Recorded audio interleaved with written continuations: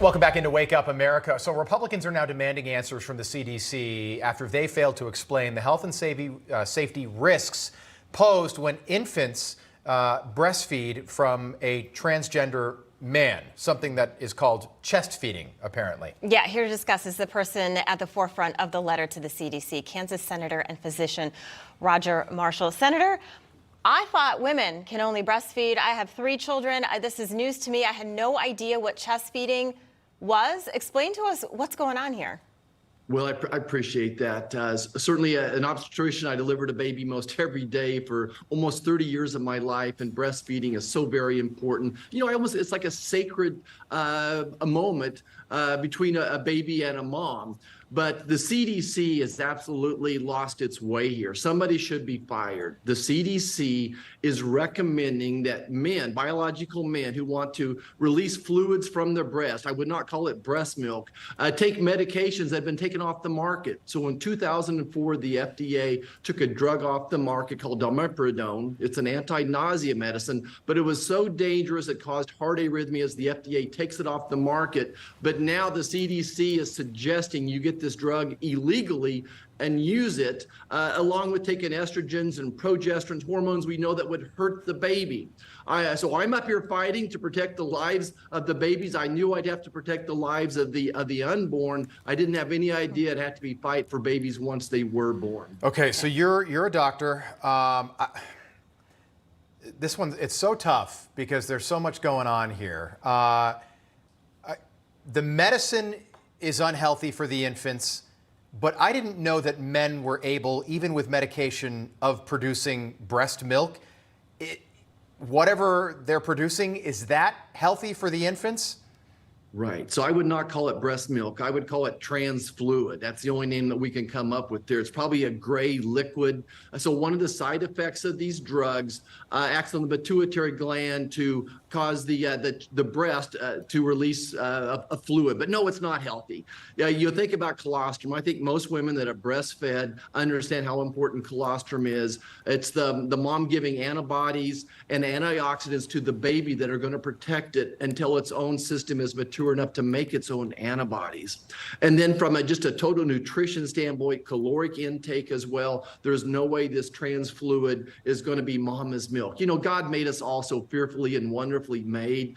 I can't even begin to explain myself or understand the nutrition value of a mama's breast milk. But it is absolutely something that is dignified, that's sacred, that we should protect. And the last thing we want to do is harm newborn babies. So why is the CDC putting its woke agenda ahead of the health of babies? You know, someone needs to be fired, someone needs to be held accountable, and that's exactly what we're going after. Yeah, those are great questions, sir. Hopefully we'll get some answers. I want to pivot now to COVID origins. You have, and others have, letters going out based on around some shady workings of the gain and function research in Wuhan. Dr. Fauci's role is in it. Talk to us more about that. Well, there was certainly what I call a gain-of-function mafia. And one of Dr. Fauci's chief advisor was a gentleman named David Morenz. And what we found through FOIA release of information is that he was going off of his formal government email to communicate with this gain-of-function mafia. And Fauci was intimately involved in this cover-up.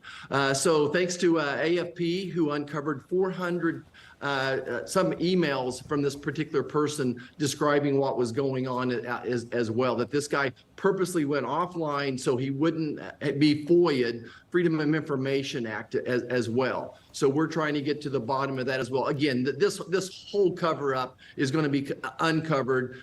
Congratulations to Brad Winstrom and the House for the great job that they're doing over there. Yeah, also a physician. He's done a great job leading the way on this, but you have as well. And you are still in the camp that COVID-19 came from the Wuhan Institute of Virology. Is that correct? You look, there's a preponderance of evidence, Rob, that shows that this virus was made in Wuhan, China, at the Wuhan Institute of Virology. It was accidentally released. All of Fauci's lies are coming crumbling down. Yeah. And I'm just glad to be vindicated.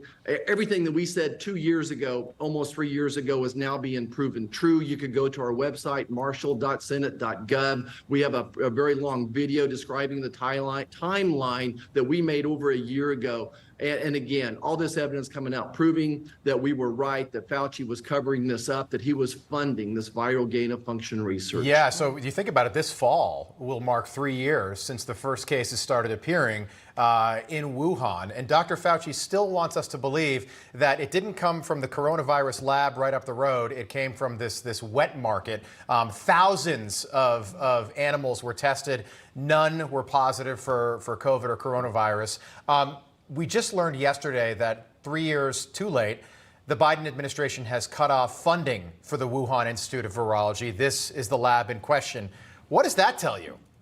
Yeah, well, a day late and a dollar short, right? Yeah. But just want to emphasize that China was working on a vaccine for this virus prior to this wet market event that you're describing. So they're already working on a vaccine prior to that event. Look, again, the NIH, the CDC needs to have an extensive review of how they're letting their grants. It is, again, a multi-billion-dollar industry that Fauci was controlling, and we need to go back and start all over, but certainly don't need to be funding our enemies and teaching them how to make bioweapons. Absolutely. There's a huge bioterrorism weapon industry in China. Senator, appreciate you being back with us. Keep us posted on your progress. Thanks so much for joining us again this morning, Senator Roger Marshall.